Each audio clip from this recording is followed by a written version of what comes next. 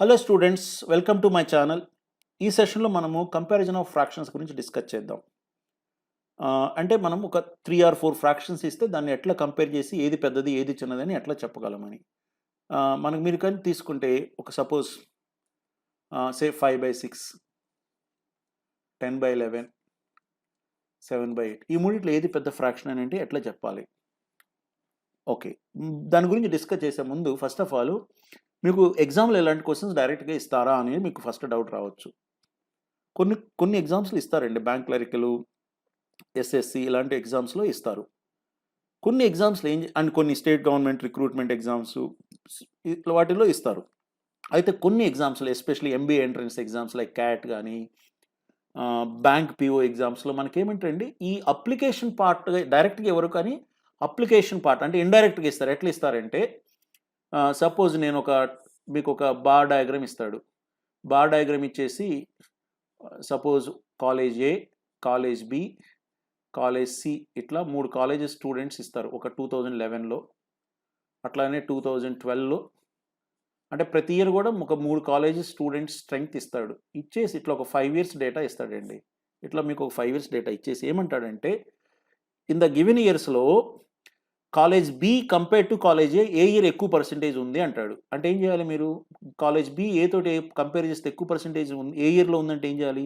ఇప్పుడు ఫస్ట్ ఇయర్లో ఎంత ఉందంటే ఏం చేస్తారు? ఫస్ట్ ఇయర్లో బి వాల్యూ ఎంత, దేనితో కంపేర్ చేస్తున్నారు? ఏ తోటి కంపేర్ చేస్తే అంటే బై A1 ఇంటూ 100 రాస్తే ఈ ఫస్ట్ ఇయర్లో మనకి ఎంత పర్సెంటేజ్ ఉందో వస్తుంది. ఇక్కడ ఎంత పర్సెంటేజ్ ఉందంటే ఏం రాస్తారు? B2 బై A2 ఇంటూ 100 రాస్తారు. ఇక్కడ ఎంత పర్సెంటేజ్ అంటే ఇంకో థర్డ్ ఇయర్లో ఎంత అంటే B3 బై A3 ఇంటూ 100 రాస్తారు. ఇట్లా మీరు 5 ఇయర్స్ పర్సెంటేజ్ క్యాలిక్యులేషన్ చేసి ఏ ఇయర్లో ఎక్కువ ఉందో చెప్పొచ్చు. కానీ నేను ఎంత పర్సెంటేజ్ అని అడిగానా? అడగలేదు. ఏ ఇయర్లో ఎక్కువ ఉంటుంది అని అడిగాను. ఎంత అని అడగలేదు కదా. ఎక్కడ ఎక్కువ ఉంది అని అడిగాను. ఎంత అని అడిగినప్పుడు ఎందుకు ఎగ్జాక్ట్గా మనం పర్సెంటేజ్ క్యాలిక్యులేషన్ చేయాలి? అవసరం లేదు కదా. మీరు గమనిస్తే ఇక్కడ అన్ని చోట్ల 100 ఉందండి. అది 100 తోటి మనకు ఆన్సర్ డిఫరెన్స్ రాదు. దేనితో వస్తుంది? ఈ ఫ్రాక్షన్ తోటి వస్తుంది. ఏ ఫ్రాక్షన్ ఎక్కువైతే అది ఎక్కువ వస్తుంది. ఇప్పుడు ఈ 2 ఫ్రాక్షన్స్లో ఏది పెద్దదో నేను చెప్పగలిగితే అది ఎక్కువ పర్సెంటేజ్ ఇస్తుంది కదా. అంటే ఇప్పుడు ఇది మీకు కంపారిజన్ ఆఫ్ ఫ్రాక్షన్ అయినట్లే కదా ఇండైరెక్ట్గా. అట్లా మీకు క్వశ్చన్స్ వస్తాయి అన్నమాట. రైట్ అండి, అది మీరు గమనించాలి. నెక్స్ట్ సరే, ఇప్పుడు ఈ పర్సెంటేజ్ క్యాలిక్యులేషన్ ఎట్లా చెప్తాము? లేకపోతే ఈ 3 ఫ్రాక్షన్స్ని కంపేర్ చేసి ఏది ఎక్కువ అని ఎట్లా చెప్తాము, ఏది తక్కువ అని ఎట్లా చెప్తామంటే దీనికి డిఫరెంట్ అప్రోచెస్ ఉన్నాయండి. కానీ మనకి జనరల్గా స్టూడెంట్స్లో ఏంటంటే ఒకరికి ఒక మెథడ్ బాగా తెలిసి ఉంటుంది. మనం ఆ మెథడ్ని పట్టుకొని సాల్వ్ చేస్తాం. తప్పులేదు, చేయొచ్చు. కానీ ఏమవుతుందంటే అండి మీకు ఈ 5/6, 10/11, 7/8 అంటే చిన్న నంబర్స్ కాబట్టి ఈజీగా చేస్తారండి. అదే ఇలాంటి పెద్ద నంబర్స్ ఇక్కడ చూడండి, number of students in a college అంటే సింగిల్ డిజిట్ ఉంటుందండి? ఉండదు కదా. హండ్రెడ్స్లో, థౌజండ్స్లో ఉంటుంది. అలాంటప్పుడు మనము అంత పెద్ద నంబర్స్ని మనం కంపేర్ చేయాలన్నప్పుడు మనకి డిఫరెంట్ టెక్నిక్స్ ఉండాలి. ఒకటే టెక్నిక్ తెలిస్తే టైం ఎక్కువ పడుతుంది. రైట్ అండి, ఏం ఆ డిఫరెంట్ టెక్నిక్స్ అనేది చూద్దాం. మనకు తెలిసి ఒక 5-6 డిఫరెంట్ వేస్ ఆఫ్ అప్రోచింగ్ ఉందండి. ఎట్లా మనం 5-6 డిఫరెంట్ వేస్లో మనం అప్రోచ్ అవుతాం అనేది డిస్కస్ చేద్దాం. ఫస్ట్ ఏమంటే జనరల్గా చాలామంది ఈ ఫ్రాక్షన్స్ ఇవ్వగానే దాన్ని డెసిమల్లోకి మారుస్తారు. 5/6 ఉందండి, దాని డెసిమల్ ఎంత అవుతుంది? 0.833 అవుతుంది. నేను ఎట్లా చెప్పాను డైరెక్ట్గా? బై హార్ట్ చేసి నాకు ముందు తెలుసా ఆన్సరు? నాకు ఇదిగా ముందు ఏం తెలుసు అంటే నాకు 5/6 అంటే 83.33% అని తెలుసు. ఎక్కడ చెప్పుకున్నాం మనం ఇది? మీకు ఇంట్రో క్లాస్లో ఫ్రాక్షన్స్ అండ్ ఈక్వలెంట్ పర్సెంటేజెస్ ఇచ్చాను. అట్లనే పర్సెంటేజ్ క్యాలిక్యులేషన్లో కూడా మళ్ళీ అది రిపీట్ చేశాను. మీకు ఫ్రాక్షన్స్, ఈక్వలెంట్ పర్సెంటేజెస్ తెలిసి ఉండాలి. అది తెలుసుందనుకోండి 83.33% అంటే అర్థమైంది 83.33/100 అంటే 0.833నే కదా. ఇక్కడ నేను పర్సెంటేజ్లు ఇచ్చాను, దాన్ని డెసిమల్లో రాయాలంటే ఇంకొక 2 డిజిట్స్ లెఫ్ట్కి రండి, 0.833 అవుతుంది. అట్లానే 10/11 ఎంత అవుతుందండి? 0.909. ఎందుకు 10/11 90.9% మీరు ఫ్రాక్షన్ వాల్యూస్ కానీ వచ్చి ఉంటే, సో 0.909 అవుతుంది. ఇంకోటి ఏమి ఇచ్చాను? 7/8 ఇచ్చాను.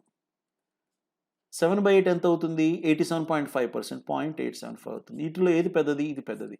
ఏది చిన్నదంటే ఇది చిన్నది. అట్లా మనం చెప్పగలగాలి. ఇది ఒకటి. అయితే మీకు నేను చెప్పినట్లు నంబర్ ఆఫ్ స్టూడెంట్స్ థౌజండ్స్లో వచ్చినప్పుడు 2300, 71/4750 ఇలాంటి నంబర్స్ ఇస్తే వీటిని డెసిమల్స్లో కన్వర్ట్ చేయడం కష్టం కదా మనకి. ఇది ఒక్కటే మెథడ్ తెలిస్తే. అది ఒక్కోసారి ఏమవుతుందండి, ఫ్రాక్షన్స్ రెండు సేమ్ డెసిమల్తో స్టార్ట్ అవుతాయి. ఇక్కడ చూడండి ఇది 0.8 తోటి స్టార్ట్ అయింది, ఇది కూడా 0.8 తోటి స్టార్ట్ అయింది. అలాంటప్పుడు క్యాలిక్యులేషన్ ఎక్కువ టైం పడుతుంది కదా డెసిమల్లో కన్వర్ట్ చేస్తే. అందుకని చెప్పి మనం వేరే మెథడ్స్ కూడా తెలిసి ఉండాలి.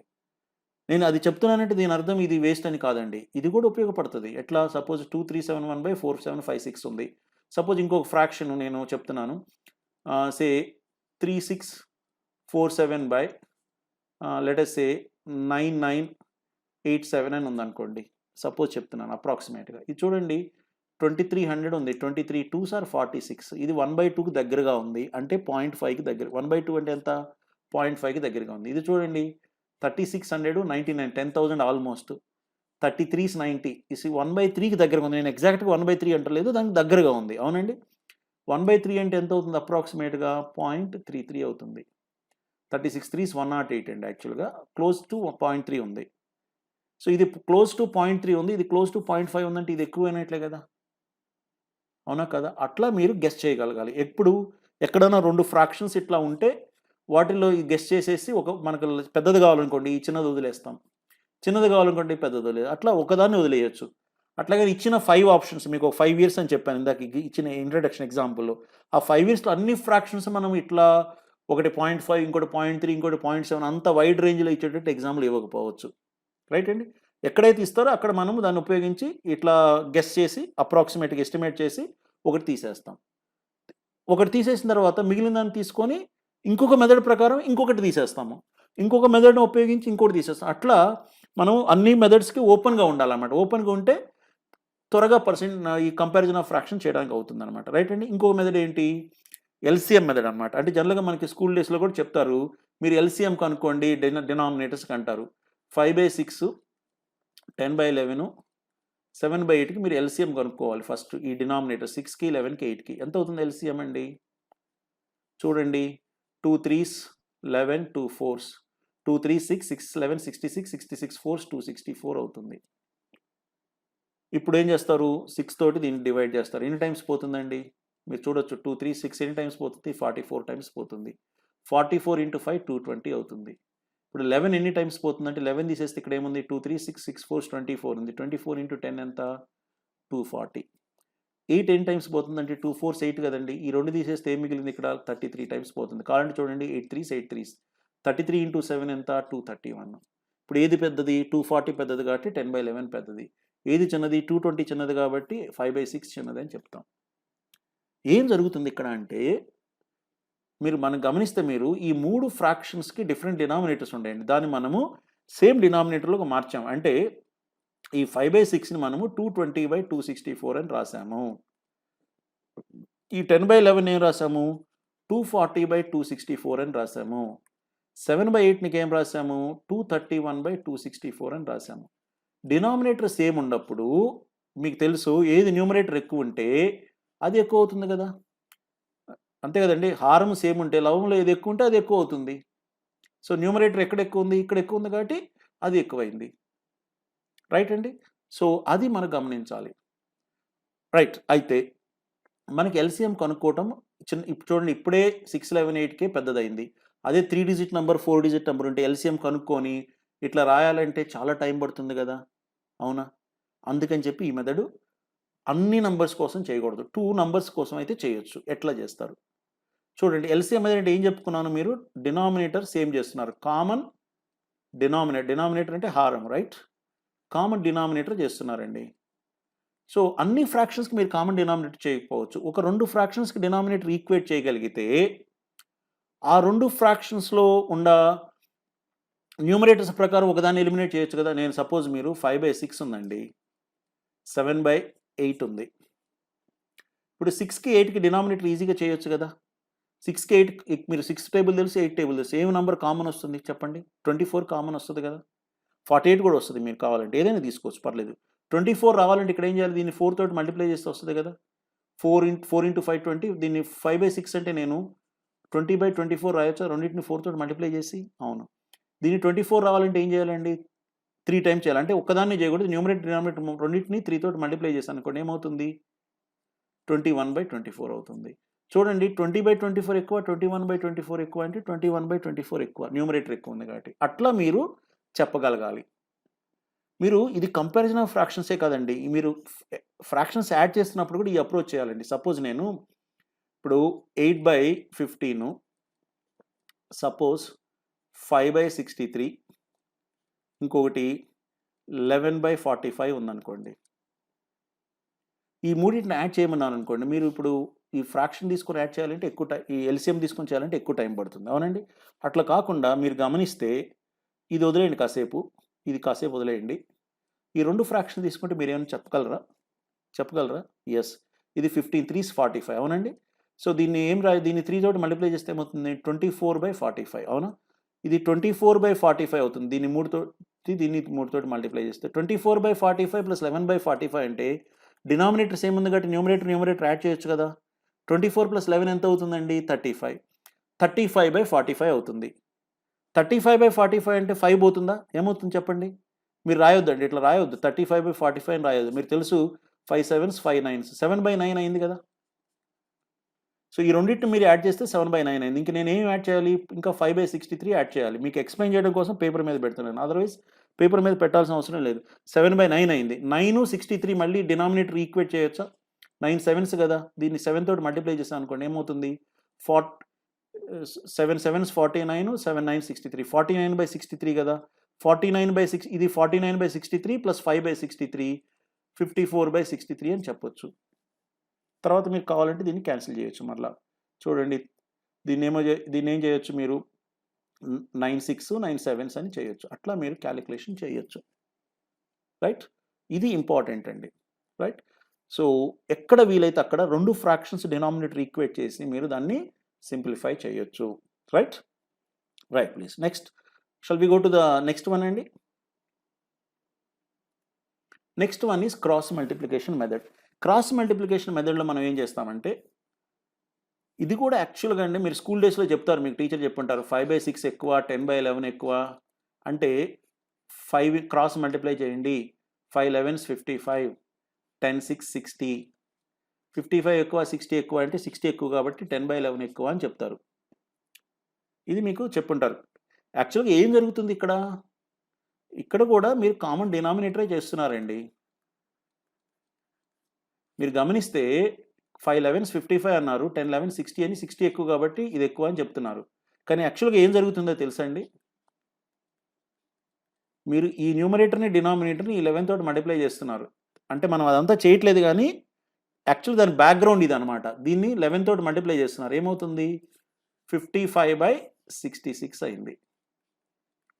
ఇప్పుడు ఈ న్యూమరేటర్ని ఈ డినామినేటర్ని ఇక్కడున్న డినామినేటర్ 6 తోటి మల్టిప్లై చేస్తున్నారు. ఏమైంది చెప్పండి?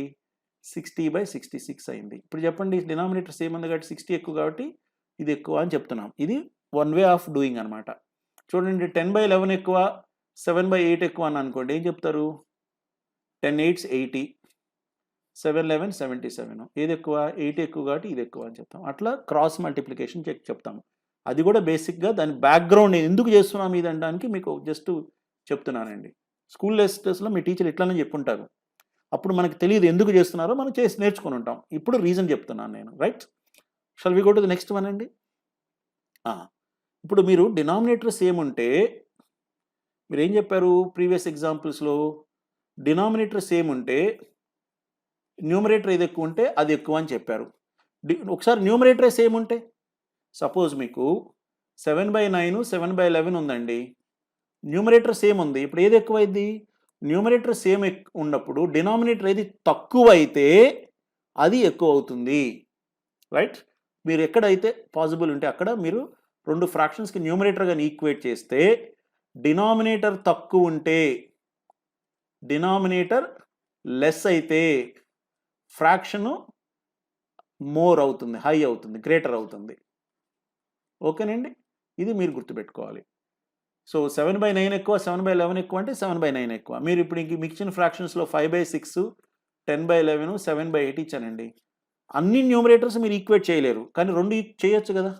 ఇప్పుడు మీరు 5 10 ఉంది, దీన్ని 10/12 అని రాయొచ్చు కదా డబల్ చేసి. 10/12 ఎక్కువ 10/11 ఎక్కువ అంటే నేను 10/11 ఎక్కువ అని చెప్తాను. సో ఈ మెథడ్ ప్రకారం ఒకదాన్ని ఎలిమినేట్ చేశా కదా నేను. తర్వాత 7/8కి ఏం చేయాలంటే క్రాస్ మల్టిప్లికేషన్ చేస్తాను, ఇంకో మెథడ్ ఏదో చేస్తాను. డెసిమల్లో కన్వర్ట్ చేస్తాను. కనీసం ఈ కామన్ న్యూమరేటర్ మెథడ్ ఉపయోగించి ఒకదాన్ని ఈజీగా ఎలిమినేట్ చేస్తున్నాం కదా, అది చేయాలి ఎక్కడైనా కానీ. ఇంకోటండి, ఇంకొక ఎగ్జాంపుల్ ఇస్తాను. సపోజ్ 31/94 ఎక్కువ, 43/177 ఎక్కువ అని అనుకోండి. ఇప్పుడు మీరు 31ని 43ని ఈక్వేట్ చేయలేరు. నేను 2 ప్రైమ్ నెంబర్స్ ఇచ్చాను కావాలని. 94, 177 కూడా ఎల్సిఎం కనుక్కొని ఈక్వేట్ చేయడానికి చాలా ఎక్కువ టైం పడుతుంది. కానీ మీరు గమనిస్తే ఇప్పుడు 31 ఎనీ టైమ్స్ 94 అవుతుందండి రఫ్గా. 31 3s are 93, ఇది 1/3 కదా. ఇప్పుడు చూడండి 43 ఎనీ టైమ్స్ 177 అవుతుంది. 44s 160, 3 4s 12, 172, 4 టైమ్స్కి దగ్గరలో ఉంది ఇది. 43s 120 అవుతుందండి. ఇది 177 ఉందంటే 4 టైమ్స్ కంటే కొంచెం ఎక్కువ ఉంది. అంటే ఇది 1/3 ఉంది, ఇది 1/4 ఉంది. ఇప్పుడు న్యూమరేటర్ సేమ్ చేశాను కదా. యాక్చువల్లీ న్యూమరేటర్ ఈక్వేట్ చేయట్లేదు కానీ 1 ఎనీ టైమ్స్ అని చెప్తున్నాను.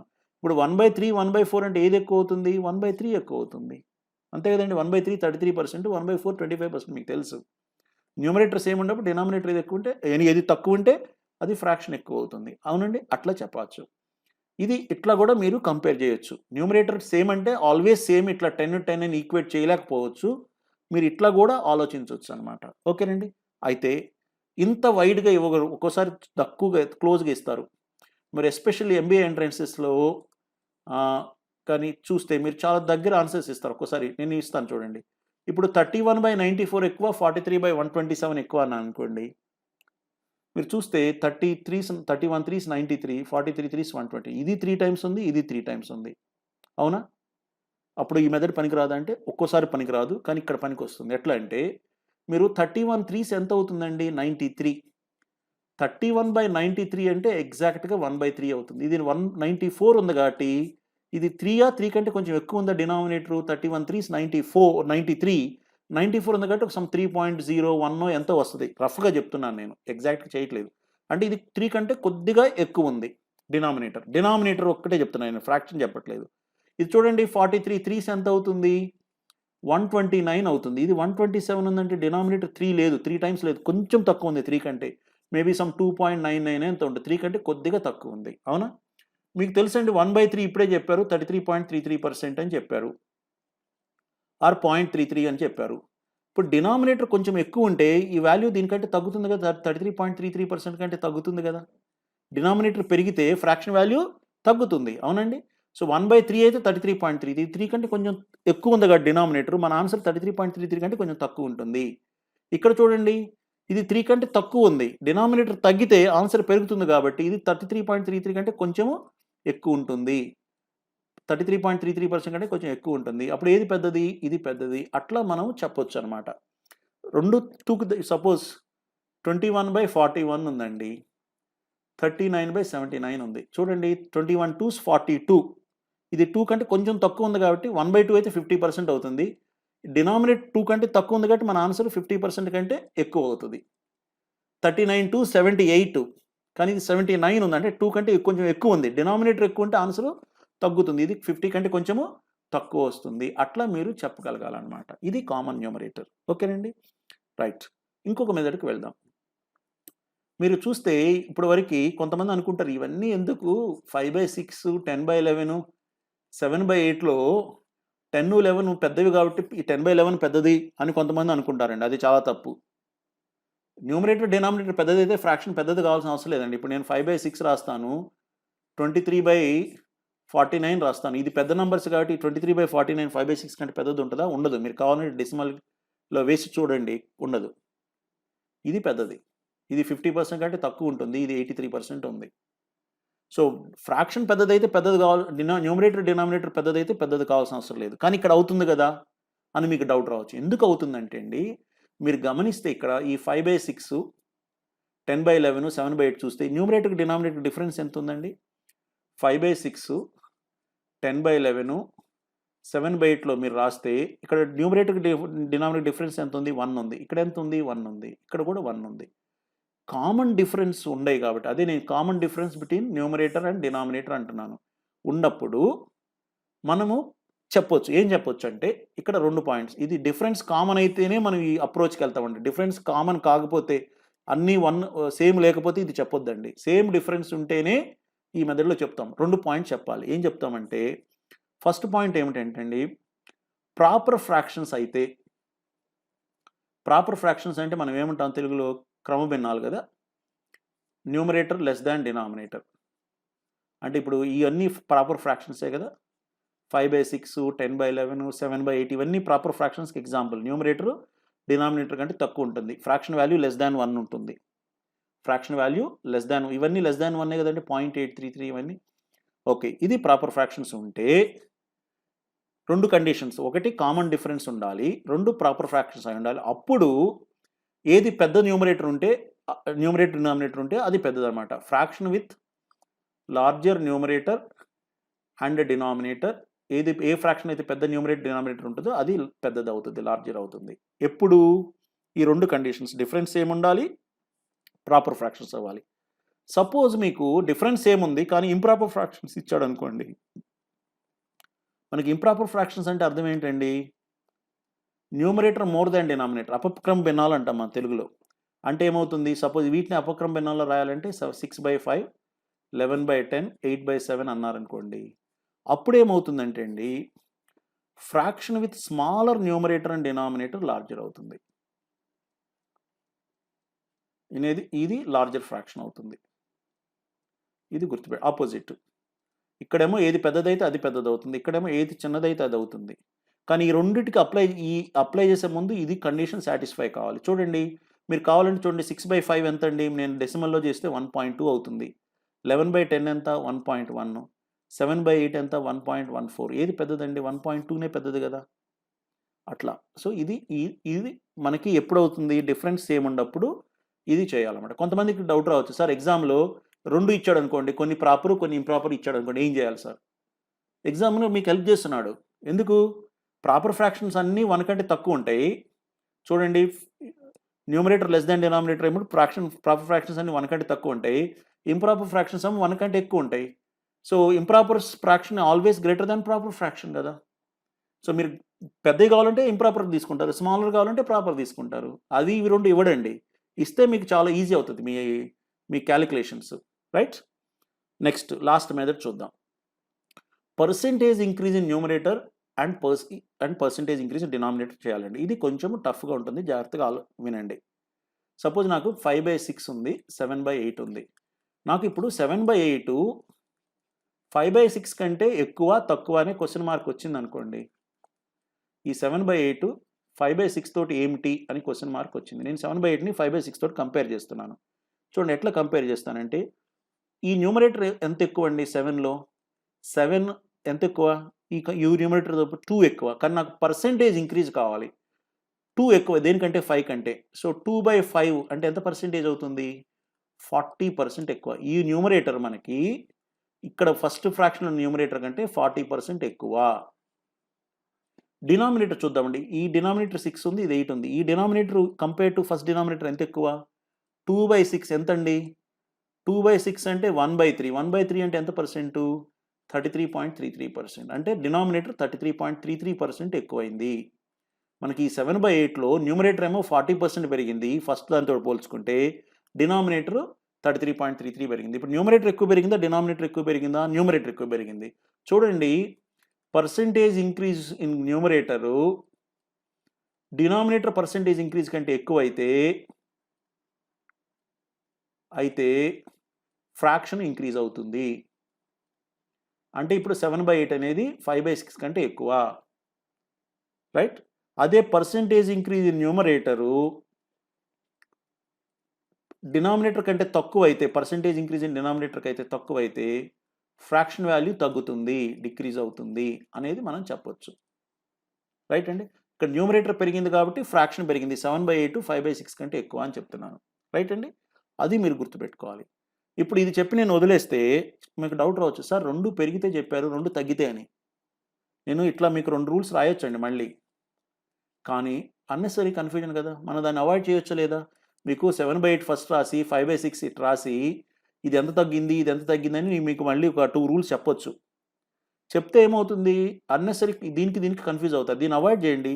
చిన్నది ఫస్ట్ చిన్న న్యూమరేటర్ డినామినేటర్ ఫస్ట్ రాసుకోండి, పెద్ద న్యూమరేటర్ డినామినేటర్ తర్వాత రాసుకొని ఇది ఎంత పెరిగింది ఇది ఎంత పెరిగింది, సో ఈ 7/8 ఏమవుతుంది 5/6 తోటి కంపేర్ చేసుకుంటే అని అడగండి, ఈజీ అయిపోతుంది. సో ఇది అవాయిడ్ చేయండి. అన్నెసరీ ఎక్కువ రూల్స్ నేర్చుకునే కొద్దీ కన్ఫ్యూజ్ అవుతారు. తర్వాత ఇంకొకటి, సార్ 2 ఇంక్రీజెస్ అయితే చెప్పారు. 2 డిక్రీజ్ అనేది మనం అవాయిడ్ చేద్దాం అన్నారు. ఒకటి ఇంక్రీజ్ అయ్యి ఒకటి డిక్రీజ్ అయితే అది ప్రాబ్లమే లేదు కదా! సపోజు మీకు 7/11 ఎక్కువ, 8/9 ఎక్కువ అని ఒక ఫ్రాక్షన్ అడిగాననుకోండి. ఏది ఎక్కువ అంటే 8/9 ఎక్కువ అని చెప్పేస్తాను. ఇంకో మళ్ళీ ఆలోచించుకోవాల్సిన అవసరం లేదు. ఎందుకు? న్యూమరేటర్ పెరిగింది కదా! మనం ఏం చెప్పుకున్నాం? న్యూమరేటర్ పెరిగితే ఫ్రాక్షన్ వాల్యూ పెరుగుతుంది. ఇప్పుడు డినామినేటర్ సేమ్ ఉందండి. సపోజు 7/11, 8/11 ఉంది. అంటే ఇప్పుడు డినామినేటర్ సేమ్ అండి. న్యూమరేటర్ పెరిగితే ఫ్రాక్షన్ వాల్యూ పెరుగుతుంది కదా! 0.1 అవునా? సెకండ్ పాయింట్ అండి. సపోజ్ మీకు న్యూమరేటర్ సేమ్ ఉంటుంది. సపోజ్ 7/11, 7/9. న్యూమరేటర్ సేమ్ ఉండి డినామినేటర్ తగ్గితే ఏమవుతుంది? ఫ్రాక్షన్ వాల్యూ పెరుగుతుంది. అవునా? ఇప్పుడు 2 అయితే న్యూమరేటర్ పెరుగుతుంది, డినామినేటర్ తగ్గుతుంది. అప్పుడు 2 అయితే డబుల్ ఇంపాక్ట్ కదా! డెఫినెట్‌గా 8/9 పెద్దది. అంతే కదండీ! మీకు 11 మార్క్స్‌కి 7 మార్క్స్ వచ్చింది. అది బెటరా? 9కి 8 వచ్చినాయి. అది బెటరా? 8 ఔట్ ఆఫ్ 9 బెటరా? 7 ఔట్ ఆఫ్ 11 బెటర్ అండి. 8 ఔట్ ఆఫ్ 9 బెటర్. సో అదే అసలు ఇష్యూనే కాదు. మీరు ఆలోచించాల్సిన ఇష్యూనే కాదు. ఓకేనండి? ఇవి మనకి డిఫరెంట్ అప్రోచెస్. ఏం నేర్చుకున్నాము? డెసిమల్ అప్రోచ్ ఒకటి నేర్చుకున్నాము. ఎల్‌సీఎం మెథడ్ అంటే కామన్ డినామినేటర్‌లోకి మార్చుకోవడం ఒకటి నేర్చుకున్నాము. క్రాస్ మల్టిప్లికేషన్ కూడా more or less same method. Common numerator ఒకటి, కామన్ డిఫరెన్స్‌లో 2 పాయింట్స్ నేర్చుకున్నాము. తర్వాత percentage increase in numerator and denominator నేర్చుకున్నాము. ఇవి కొన్ని అప్రోచెస్ అండి. నేను ఇదే మొత్తం అని చెప్పట్లేదు. మీరు ప్రాబ్లమ్ సాల్వ్ చేసే కొద్దీ మీకు కొత్త ఐడియాస్ వస్తా ఉంటాయి ఒక్కోసారి. ఇట్లా మీరు బ్రాడ్‌గా, డిఫరెంట్‌గా ఆలోచించాలి. సపోజ్ ఇదే ఎగ్జాంపుల్ నేను మళ్ళీ ఇంకొకసారి అడిగితే, ఇప్పుడు నేను చెప్పని మెథడ్ ఏమైనా మీకు తడుతుందా ఈ ఎగ్జాంపుల్స్‌లో? ఇప్పటివరకు నేను ఒక 6 మెథడ్ చెప్పాను. ఈ నంబర్ చూస్తే ఇంకేమైనా కొత్తగా ఏమైనా చేయొచ్చని మీకు ఒకసారి పాజ్ చేసి ఆలోచించండి. చేయొచ్చా? డెఫినిట్‌గా మీరు ఆలోచిస్తే కొత్త ఐడియా వస్తదండి. సపోజ్ ఒక్క ఐడియా ఇప్పుడు చెప్తాను చూడండి. 5/6 అంటే 1 - 1/6 అని చెప్పొచ్చండి. కావాలంటే చేసి చూడండి. ఇది 1 - 1/11 ఇది 1 - 1/8 1/6, 1/11, 1/8 వీటిలో 1/11 లీస్ట్ కదండి. 1/6, 1/11, 1/8 అంటే న్యూమరేటర్ సేమ్ ఉన్నప్పుడు డినామినేటర్ తక్కువ ఉండేది లీస్ట్ కదా. 1/11 లీస్ట్ అన్నప్పుడు మీరు లీస్ట్ వాల్యూని తీసేటప్పుడు లీస్ట్ వాల్యూని చిన్నది తగ్గిస్తే రిమైనింగ్ వాల్యూ పెద్దదవుతుంది కదా. 1/6 పెద్దదాన్ని తగ్గిస్తే మిగిలింది చిన్నదైపోతుంది కదా. అది అట్లా మీరు డిఫరెంట్‌గా ఆలోచించొచ్చు అన్నమాట. రైట్ అండి. ఇవి కంపారిజన్ ఆఫ్ ఫ్రాక్షన్స్ అండి. చాలా ఉపయోగం మీకు కాంపిటేటివ్ ఎగ్జామ్స్‌కి ఎస్పెషల్లీ డిఐలో పర్సెంటేజ్ క్వెషన్స్‌లో మీకు చాలా ఉపయోగపడుతుంది ఇది. రైట్ అండి. సో మీరు ప్రాక్టీస్ చేయండి.